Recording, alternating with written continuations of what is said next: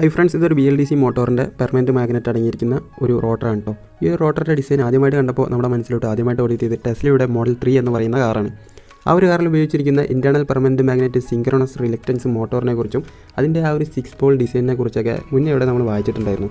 അതുകൊണ്ട് തന്നെയാണ് ഈ ഒരു റോട്ടർ കണ്ടപ്പോൾ നമുക്ക് പെട്ടെന്ന് ആ ഒരു വാഹനത്തിന് ഓർമ്മ വന്നത്. സാധാരണ BLDC മോട്ടോറിൽ വ്യത്യസ്ത തരത്തിലുള്ള റോട്ടറുകൾ ഉപയോഗിക്കാറുണ്ട്. അതിൽ പ്രധാനപ്പെട്ട റോട്ടറുകളുടെ 2 ടൈപ്പുകളാണ്. ഒന്ന് ഇൻറ്റേർണൽ പെർമനൻറ്റ് മാഗ്നറ്റ് റോട്ടറുകളും മറ്റൊന്ന് സർഫസ് പെർമനൻറ്റ് മാഗ്നറ്റ് റോട്ടറുകളും.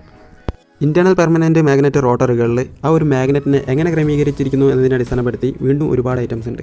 അപ്പോൾ നമ്മുടെ കയ്യിൽ ഈ കാണുന്നത് V type internal permanent magnet മോട്ടോറിൻ്റെ റോട്ടറാണ്. ഇത്തരത്തിൽ മാഗ്നറ്റുകൾ സെറ്റ് ചെയ്തതിനാൽ തന്നെ ഇതിൽ റിലേറ്റീവ് ഫോഴ്സും ഒരു മാഗ്നറ്റിക് റെസിസ്റ്റൻസും ഉണ്ടായിരിക്കും. ഈ 2 കാര്യങ്ങൾ കൊണ്ട് തന്നെ സ്റ്റേറ്ററിനകത്ത് റൊട്ടേറ്റ് ചെയ്യപ്പെടുന്ന ആ ഒരു മാഗ്നറ്റിക് ഫീൽഡിനോട് ചേർന്ന് വളരെ എഫിഷ്യൻ്റായിട്ട് കറങ്ങാൻ ഈ ഒരു റോട്ടറുകൾക്ക് സാധിക്കാറുണ്ട്. റോട്ടറിലെ ഈ ഒരു പെർമനൻറ്റ് മാഗ്നറ്റുകളുടെ ക്രമീകരണം മൂലം ഉണ്ടാകുന്ന ടോർക്ക് റിലക്റ്റൻസ് ടോർക്ക് എന്ന പേരിലാണ് അറിയപ്പെടുന്നത്. സർഫസ് പെർമനൻറ്റ് മാഗ്നറ്റ് മോട്ടോറുകളെ അപേക്ഷിച്ച് ഇൻറ്റേർണൽ പെർമനൻറ്റ് മാഗ്നറ്റ് മോട്ടോറുകൾക്ക് 30% എനർജി സേവ് ചെയ്യാൻ കഴിയും. മാത്രമല്ല ഹൈ സ്പീഡ് റൊട്ടേഷനിലെ ഏറ്റവും ബെസ്റ്റ് ഓപ്ഷൻ തന്നെയാണ് ഇത്തരത്തിലുള്ള ഇൻറ്റേർണൽ പെർമനൻറ്റ് മാഗ്നറ്റ് അടങ്ങിയിരിക്കുന്ന റോട്ടറുകൾ.